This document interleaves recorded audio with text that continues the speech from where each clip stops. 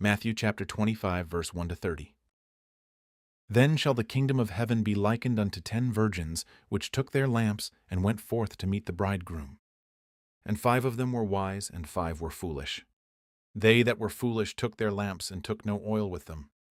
But the wise took oil in their vessels with their lamps. While the bridegroom tarried, they all slumbered and slept. And at midnight there was a cry made, Behold, the bridegroom cometh. Go ye out to meet him. Then all those virgins arose and trimmed their lamps. And the foolish said unto the wise, Give us of your oil, for our lamps are gone out. But the wise answered, saying, Not so, lest there be not enough for us and you, but go ye rather to them that sell, and buy for yourselves. And while they went to buy, the bridegroom came, and they that were ready went in with him to the marriage, and the door was shut. Afterward came also the other virgins, saying, Lord, Lord, open to us. But he answered and said, Verily I say unto you, I know you not. Watch therefore, for ye know neither the day nor the hour wherein the Son of Man cometh. For the kingdom of heaven is as a man traveling into a far country, who called his own servants, and delivered unto them his goods. And unto one he gave 5 talents, to another 2, and to another 1, to every man according to his several ability, and straightway took his journey. Then he that had received the 5 talents went and traded with the same, and made them other 5 talents. And likewise he that had received 2, he also gained other 2. But he that had received 1 went and digged in the earth, and hid his Lord's money. After a long time the Lord of those servants cometh, and reckoneth with them. And so he that had received 5 talents came and brought other 5 talents, saying, Lord, thou deliveredst unto me 5 talents. Behold, I have gained beside them 5 talents more. His Lord said unto him, Well done, thou good and faithful servant. Thou hast been faithful over a few things. I will make thee ruler over many things. Enter thou into the joy of thy Lord.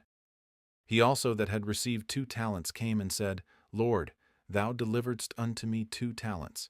Behold, I have gained 2 other talents beside them. His Lord said unto him, Well done, good and faithful servant.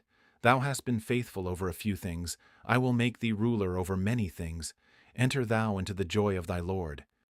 Then he which had received the 1 talent came and said, Lord, I knew thee that thou art an hard man, reaping where thou hast not sown, and gathering where thou hast not strawed.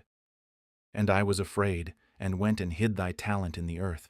Lo, there thou hast that is thine. His Lord answered and said unto him, Thou wicked and slothful servant, thou knewest that I reap where I sowed not, and gather where I have not strawed. Thou oughtest therefore to have put my money to the exchangers, and then at my coming I should have received mine own with usury.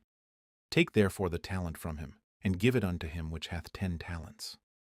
For unto every one that hath shall be given, and he shall have abundance, but from him that hath not shall be taken away even that which he hath. And cast ye the unprofitable servant into outer darkness. There shall be weeping and gnashing of teeth. Matthew chapter 25 continues the Olivet Discourse and builds upon Jesus' teaching about his future return. The emphasis throughout this section is readiness, faithful service, and accountability during the time leading up to the establishment of Christ's kingdom. Jesus first gives the parable of the 10 virgins. 10 virgins go out to meet the bridegroom, but only 5 are prepared with enough oil for their lamps. When the bridegroom arrives unexpectedly, the prepared virgins enter the marriage feast, while the foolish virgins are shut outside. Their lack of preparation cannot be corrected at the last moment.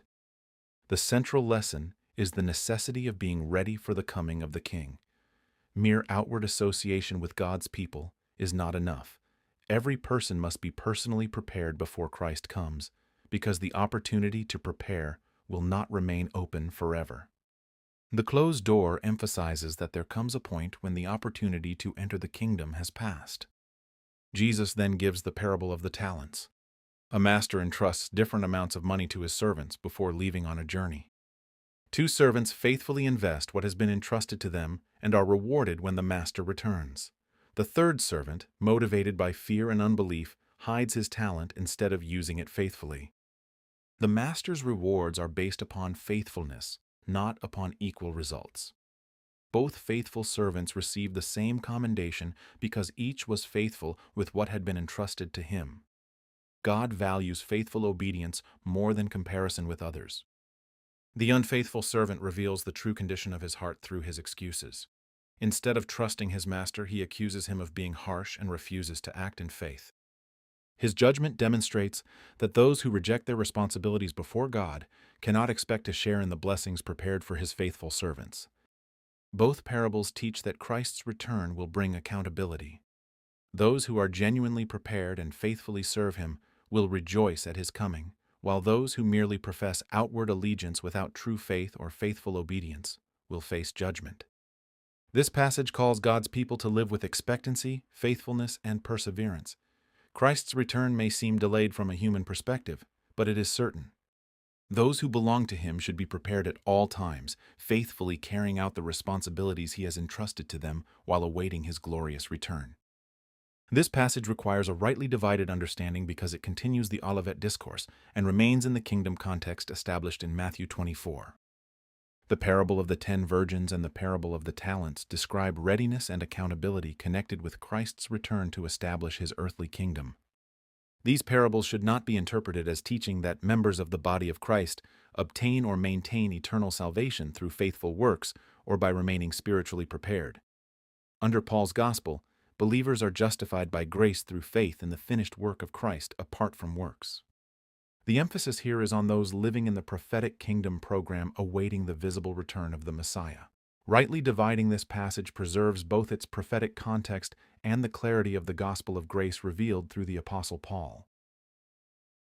Thank you for watching. Subscribe for more KJV Bible teaching. Until next time, search the Scriptures. Grace be with you.